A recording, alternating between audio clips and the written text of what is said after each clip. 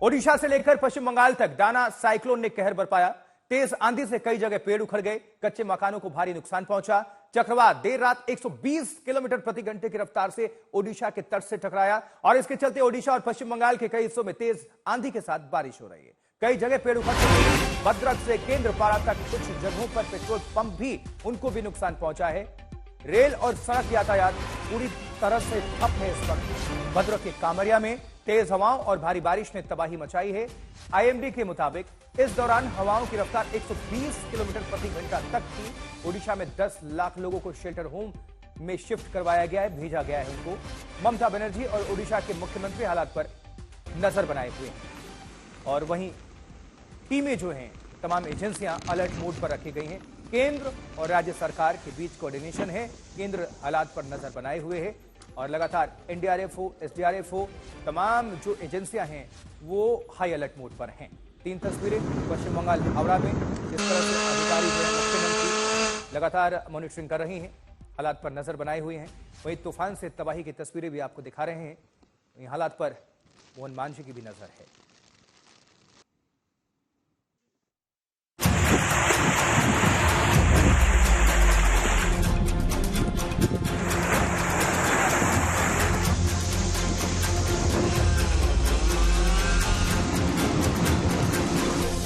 ओडिशा में दाना तूफान का कहर, कई जगह पर पेड़ उखड़े, तूफानी हवाओं से मची तबाही, बंगाल पर रहम, ओडिशा पर तूफान का कहर। जिस दाना तूफान को लेकर तमाम आशंकाएं थी, वो तूफान गुरुवार की आधी रात को ओडिशा के धामरा तट से टकराया और इसके बाद इसने भारी तबाही मचाई। तूफान की वजह से कई जगहों पर विशाल पेड़ गिर गए। भारी मशीनों से कुछ इस तरह पेड़ों को काटकर रास्तों से हटाया गया।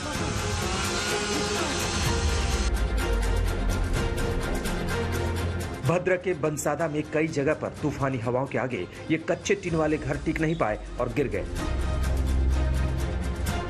केंद्रपाड़ा में कम से कम 2 दर्जन नावें डूब गई।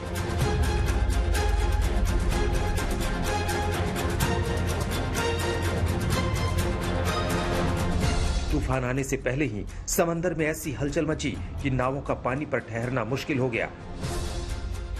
सुरक्षा के लिए बंदी होने के बाद भी कई नावें समंदर में डूब गई। ओडिशा के भद्रक में तूफानी हवाओं का कहर सबसे ज्यादा दिखा। कुछ जगहों पर कुछ इस तरह पेट्रोल पंप की मशीनें तक उखड़ गई।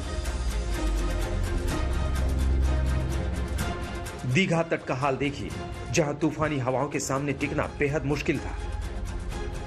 ये तस्वीरें ओडिशा के सिमुलिया इलाके की हैं। समंदर किनारे के इस इलाके में तूफान की वजह से कई पेड़ गिर गए।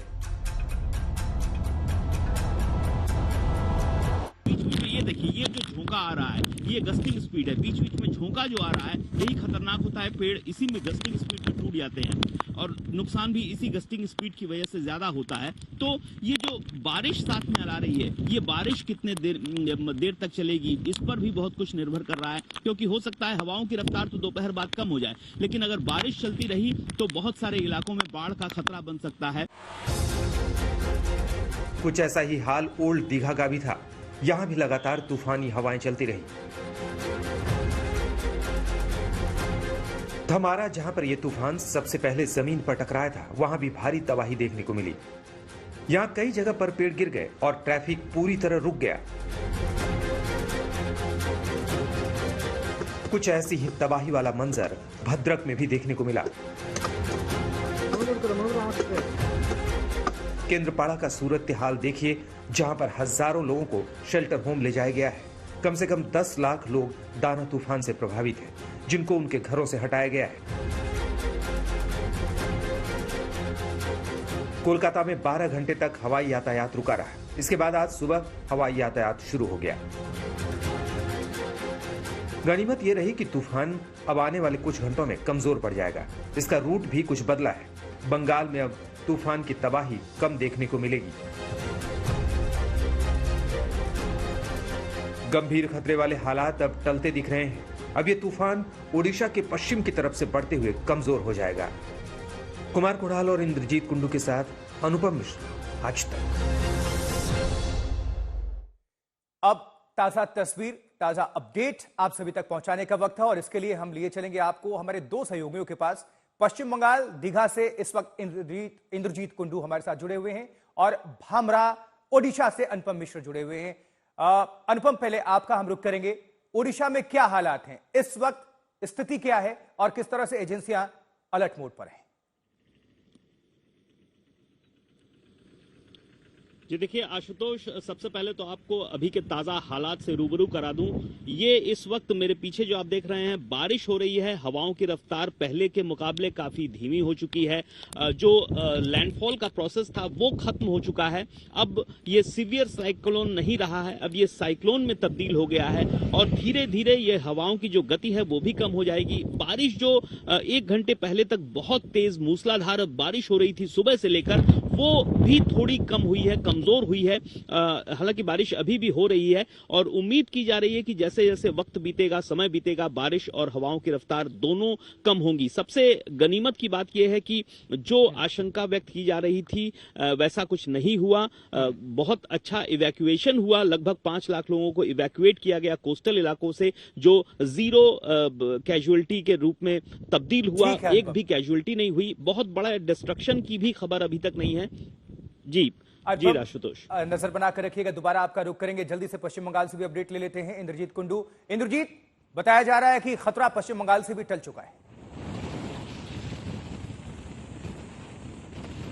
बिल्कुल, जैसा कि अनुपम कह रहे थे, लैंडफॉल प्रोसेस खत्म हो चुका है। अब जो टेलविंड रहता है वो पास हो रहा है और आप देख सकते हैं हम लोग उस वक्त दीघा में हैं। सुबह से या कल रात जिस तरह की भारी बारिश हो रही थी या तेज रफ्तार से हवाएं चल रही थी, अभी भी चल रही है, लेकिन उसका कहीं ना कहीं थोड़ा सा जो अमाउंट है वो कम हो गया है, उसका मैग्नीट्यूड कम हो गया है और धीरे धीरे आसमान जो है वो भी साफ होता हुआ दिख रहा है। और जैसे जैसे दिन आगे बढ़ता जाएगा शायद पूरी तरह से ये बारिश और बूंदाबांदी ये भी बंद हो जाएगी और कहीं ना कहीं खतरा टल चुका है।